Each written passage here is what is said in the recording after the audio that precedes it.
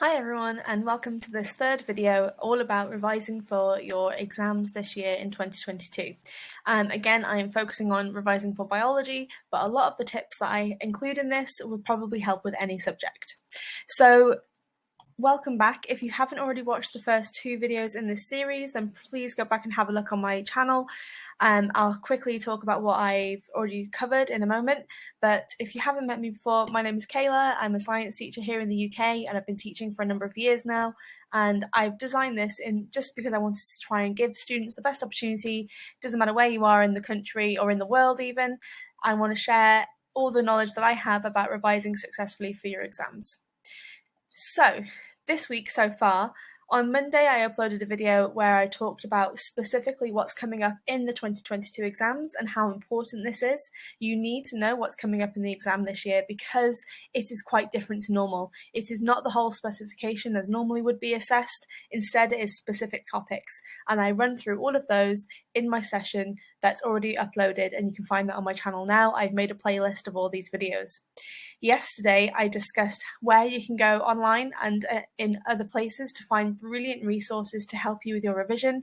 Most of these resources are for free, and so you can access those at any point if that's what you need to help you with your revision. Now, today's session is going to be all about how to be successful with your revision. So what sort of strategies do you need to put into place to help you revise in a way that is going to help you be successful in your exams? Now, we're going to start off with number one, making a revision timetable. So we're going to discuss how to make a revision timetable and what really are the do's and don'ts of making a revision timetable. And the second thing we're going to discuss today is finding a technique that works best for you in terms of your revision techniques. So I'm going to go through a bunch of different revision techniques that you can use, and then sort of how can you work out which one is going to work best for you, because everyone's different in the way that they learn. So why is revision so important? We know it's important. People tell us all the time. I'm sure your teachers in school have been telling you how important it is to revise ready for your exams. And basically, revision is really important because we want to succeed in our exams and we have to revise in order to do that. There's only a very small percentage of people who can just remember information really, really well and retrieve it at any point in time. That's not me for sure, I know, and it probably isn't you either. So please make sure that you are revising to give yourself the greatest chance of success in your exams. In order to revise effectively, we need to do two main things. We need to access our long-term memory on a regular basis, and we need to understand exam technique, and I'm going to discuss both of those things today. So my first thing for you was to create a revision timetable. It's really important that we're allocating our time sensibly when we're creating our revision timetable, and we're being organised and planned when we are going to be revising. Okay, now having a timetable means that when you sit down to do your revision, you're not having to go, oh my gosh, what am I revising today? Because you've already planned it. And that is what I'm going to help you do today, is to map out what you're going to be revising in advance, so when you sit down to do it, you don't even have to think about it. Now, there's four things I think are really key to creating a good revision timetable. Number one is it needs to be realistic. There is no point in creating a timetable that is packed from 7 a.m. till 9 p.m. every night or later, with revision every 5 minutes. You're starting a new topic and you're just trying to get through everything. You've got no breaks, you've got no time to eat or drink, you've got no time to socialize. That's not realistic. It's not going to work. It's going to make you feel really deflated when you don't achieve it and overwhelmed. There's this thing called cognitive overload when you try to do too much at once, and we're going to try to avoid that with our revision. We want to make a timetable that has got step 2. It's built-in breaks.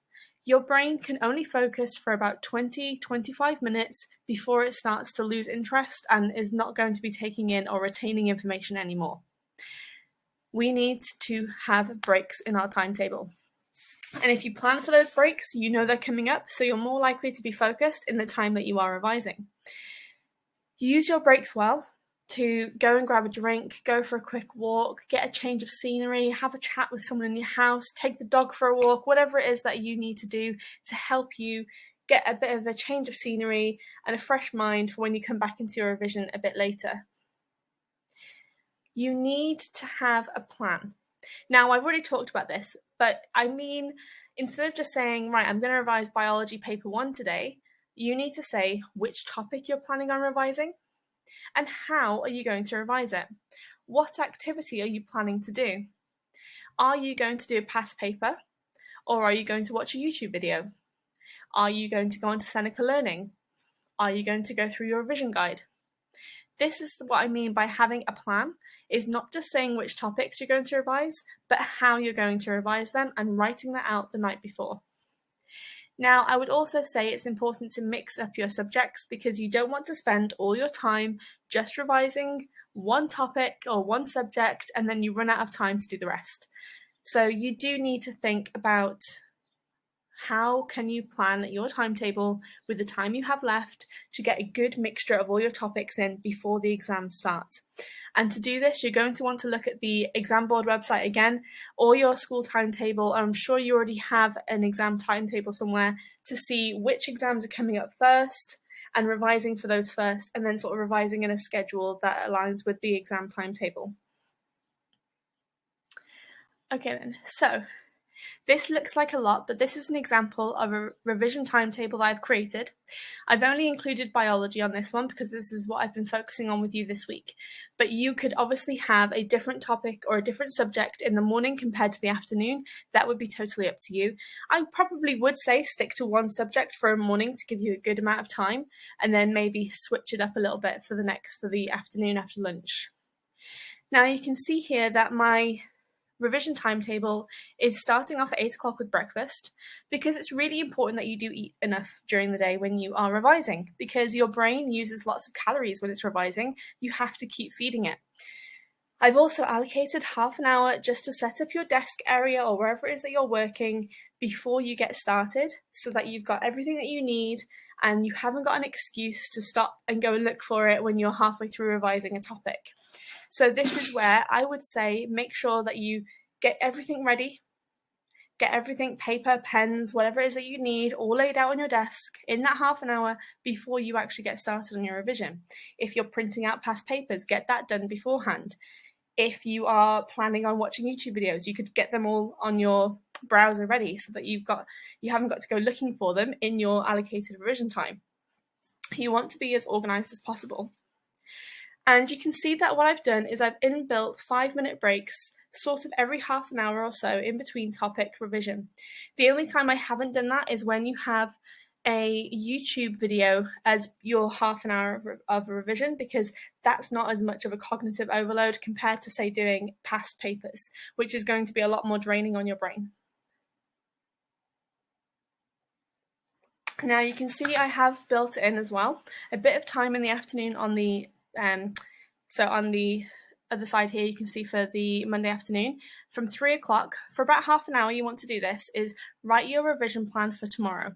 So the day before, you are going to write down what you're planning to do the following day, so that when you wake up in the morning and you're setting up your desk, you can look at your plan and say, right, I need this, this, and this ready for the next day, and you already know what you're doing ahead of time. You could also base this on how today went. So say if this is your day and you found, oh, I really struggled with the past papers for photosynthesis, so I need to do a bit more work on that tomorrow. So maybe I'll start off the day with a YouTube video about photosynthesis, and then I'll have a go at some more exam questions later on in the day to see if I've remembered it or not. And that could be a really nice way of helping you to retain the information that you need to retain. Now, a weekly schedule might look a bit like this. You need to, like I said, you need to know how many weeks you've got until your exam. You need to know that you've got time to fit in everything that you need to in advance. So I would have something mapped out like this for the whole time from now until your exam dates start, so that you know how much time to spend on each topic. Now, there are lots of different revision techniques, but you do have to find out what works best for you as an individual, because everyone is different. Everyone revises differently, everyone remembers things differently, and some people are more visual learners where they like to watch videos, some people like to just listen to podcasts, some people like to practice exams. Some methods are definitely better than others, but I would say that you do need to find out what works well for you. I would say copying notes from a book or a website is probably not going to work. So logging onto BBC Bitesize and just writing word for word everything that's on the page about a topic is probably not going to help you. I would avoid that sort of thing, and I'm going to talk about why in a second.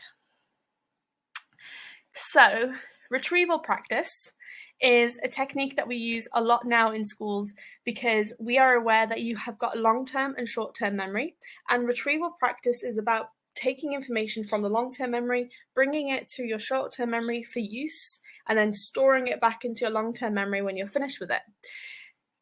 There's two types of retrieval. You have active and you have passive. Now, active is more tricky because you are making your brain recall information without any prompts or a book or notes or anything to help you. This can be difficult and frustrating for you if you're struggling to remember it. But if you do this, you're far more likely to make those connections in your brain to help your long-term memory out in terms of being able to move the information back and forth from short to long term. This is literally building new neural networks in your brain by doing active retrieval. I'm getting a bit sciencey on you today, I know, but it's really important that you know how it works. Passive retrieval is when you do things like reading a book, just copying notes from a book, maybe watching a video, maybe listening to a podcast. Your brain's not really working. Now, this type of revision might seem really tempting because it's easy, but because of it, how easy it is, it's not really doing anything for your brain. It's not challenging you. It's not building those networks. It's not helping you store anything in your long-term memory. So I would avoid passive retrieval. I would say that it's good to do it every now and again, like I have incorporated it into my own revision timetable there because I'm trying to avoid cognitive overload, but you can't depend on passive retrieval. It's not going to help you prepare in the long term for your exam. So how can you actually practice this active retrieval? There are lots of different ways. Test yourself by completing as many past papers as possible. Don't look at your notes when you do them. Mark it using the mark scheme. Be honest with yourself. Give yourself a really harsh mark. Work out where your weaknesses are and focus on them. This is a really, really valid way of trying to remember and retrieve and actually get that long-term memory working. I think it's the best way as well because by actually looking at past papers, you are understanding the language of the exam. You're getting used to the type of questions that you're going to be getting asked, and this is going to familiarize you and help you feel more confident when you go into your exam on exam day. The second thing I could do if I want to do active retrieval is online quizzes such as those on Seneca, BBC Bitesize and Quizlet, because again, they are testing you.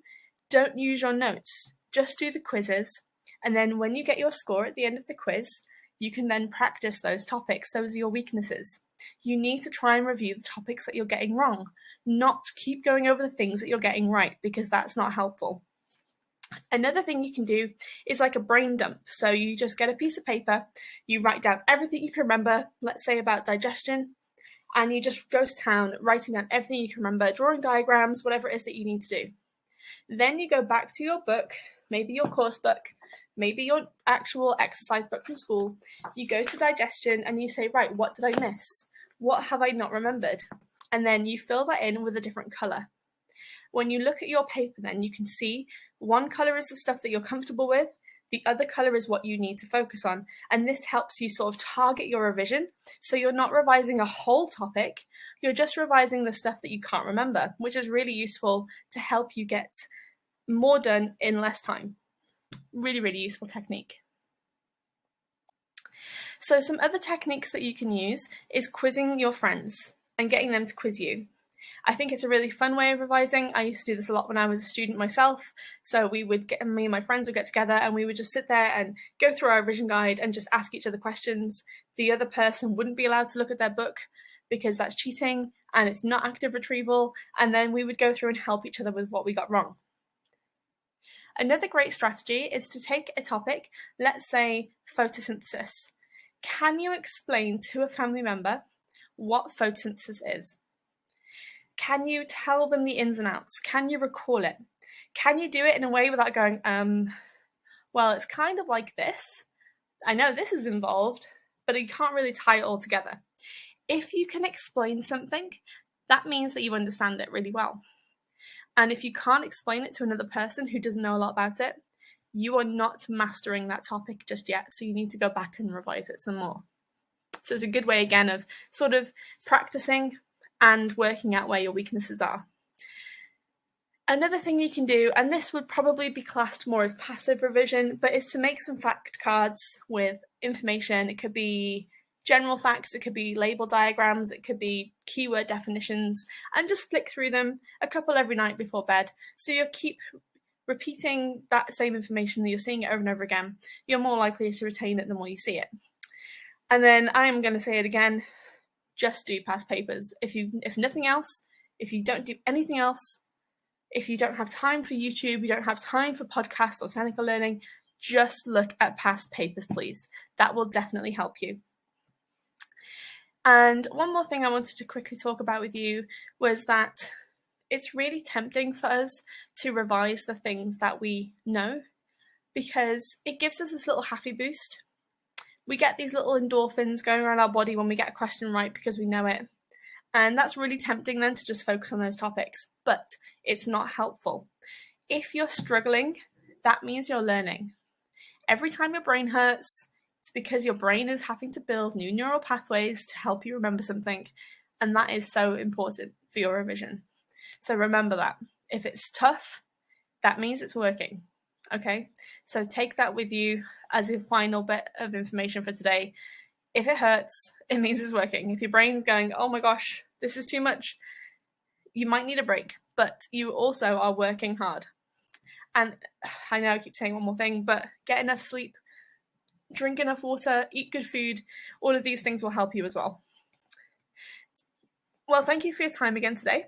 Join me tomorrow where I'm going to do some actual revision with you. So I'm going to get a topic and we're going to revise it together.